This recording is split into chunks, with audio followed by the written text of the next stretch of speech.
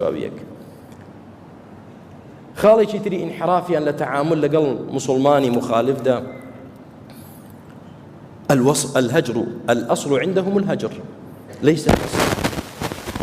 أوەیە کە تۆ کەسێک مخالفی کردی ئەوە کۆتایی پێ بێنە بەجارێک حەبلی وەصل پەتی برایەتی بەینتان بپچڕێنە هەر بیپچڕێنە کۆتایی هات تا قیامەت منە مۆزوعە هەڵدەگرم کۆتایی هات تا قیامەت سوبحان الله بۆ چۆن دەبێت تۆ تا قیامەت بۆ نابێت لەگەڵ برای مسلمانت وەصل و ئوخوەت و مەحەبەت و برایەتی نە ئەسڵ لای ئەوان الهەجر تەوا کۆتایی هات لە کاتێکیدا ئەسڵ لای مسلمان الوەصل سەلامکردن لە یەک سەردانیکردنی یەک برایەتیکردنی یەک بەهانە هاتنی یەکتر ئەمە ئەسڵی مسلمانە براکەم نەک تەواو ئەوە خۆی نایکە تۆی بینیوە لەگەڵ کەسێک وەستاوی کە ئەو کەسە ڕاو بۆ چوونی جیاوازە لەوان فلانە کەس لەگەڵ فلانە کەس وەستا بوو تەواو کۆتایی هات ئەوەشیان ئیلحاق کە بەو ئەوەشیان سەلامی لێ مەکەن لەمە دووە یەکێک لە ئەئیمەی سەلەف کاتێکە بشری مریسی کەسێکی زۆر گومڕای سەر لێ شێواو بوو باوەڕی بە صیفاتی خوا نەبوو باوەڕی بەوە نەبوو قورئان کەلامی خوا بێ باوەڕی بە عەزابی قەبر نەبوو باوەڕی بە بینینی خوا نەبوو یعنی کۆمەڵێک انحرافاتی لە عەقیدەدا هەبوو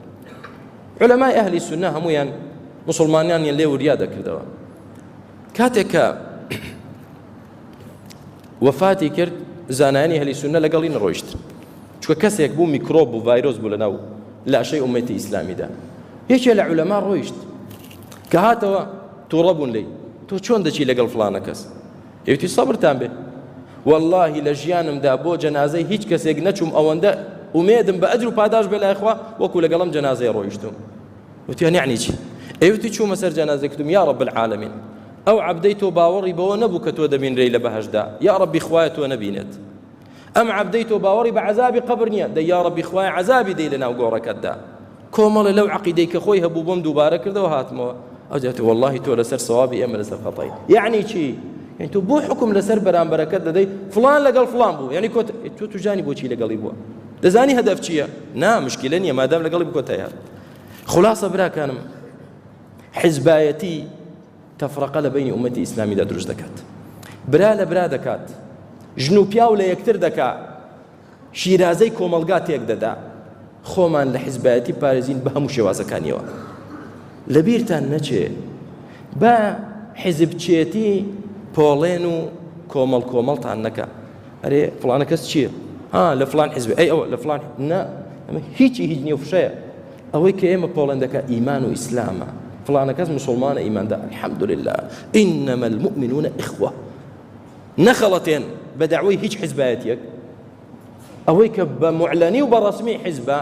ئەوەش کە تەسەڕوفاتی لە حیزبیەکان حیزبی ترە بەڵام ناوی حیزبی لێ نەناوە کە هەموو ئیسلام دەڵێ القورئان والسنة بفهم شيخنا تەواو کە لە فهمی شەیخی ئەو دەرچووی تۆ قورئان و سنەی جێوچ ئێمە بیدعەیە برا قورئان و سنة بفهم سلف الأمة نەک بفهم شيخك وبفهم صعاليك أمثالك تۆ چیت لەوەتی ئومەی ئیسلامی دانراوە لە ناو مسلماناندا فیرقەیەک نییە گومڕاتر لەو زێدە ڕەوانە لە بواری تەکفیر و لە بواری تەبدیع و تەضلیلی مسلمانان بەمانای کەلیمەت ئومەتی ئیسلامی لێکجا دەکەنەوە تەفرەقە دروست دەکەن برایەتی ناهێڵن بۆی براکەم بە ناوی دینیشەوە کەسانی تر هەیە تەفرەقە دروست دەکات بەس بە ناوی دینەوە نا پۆشاکی دینی لەبەر ناکا بۆی براکانم برای یەکتر بین مافی یەکتر بپارێزین یەکترمان خۆش بوێ خێر و چاکەمان بۆ یەکتر بوێ کەسێکمان هەڵە دەکا با نەسیحەتی کەین با فەضیحەتی نەکەین کەسێکمان پێویستی محتاجی حاجەتی بۆ جێبەجێکەین من ستر مسلما ستره الله وما زال الله في عون العبد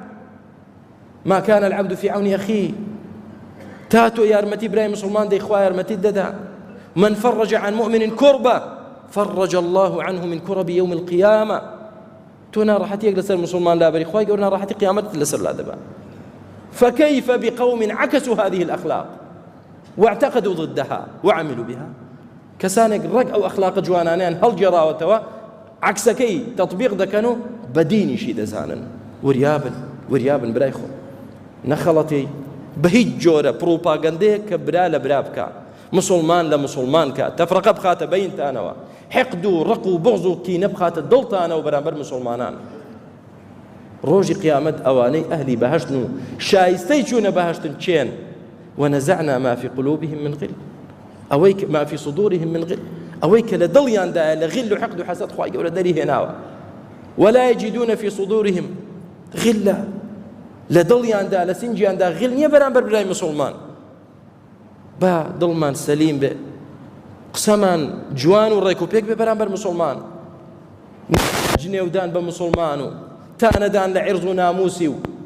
غەیبەت بۆ کردنی و بوهتان بۆ کردنی و هەموو ئەم ئەسالیبانە دەبین بزانین. ڕۆژی قیامەت واللهی نە دینار دەمێنێ و نا درهەم. ڕۆژی قیامەت جنێوت بە کەسێک داوە حەسەناتت دەبە، تۆمەتت بۆ کەسێک کردووە حەسەناتت دەبە، ئەزیەتی کەسێکت داوە حەسەناتت دەبە، کە حەسەناتیشت نەما سەیئاتی ئەوان دەخرێتە سەر تۆ فڕێدرێتە ناو جەهەنەمەوە. براکارم با ئاگامان لە دڵمان بێ سەلیم بێ بەرامبەر مسلمانان، ئاگامان لە زمانمان بێ با پاک بێ بەرامبەر مسلمانان، ئاگاشمان لە دەست و لاشەمان بێ ئەزیەتی مسلمانان نەدەین. خوای گەورە بەخاتری ناو جوانەکە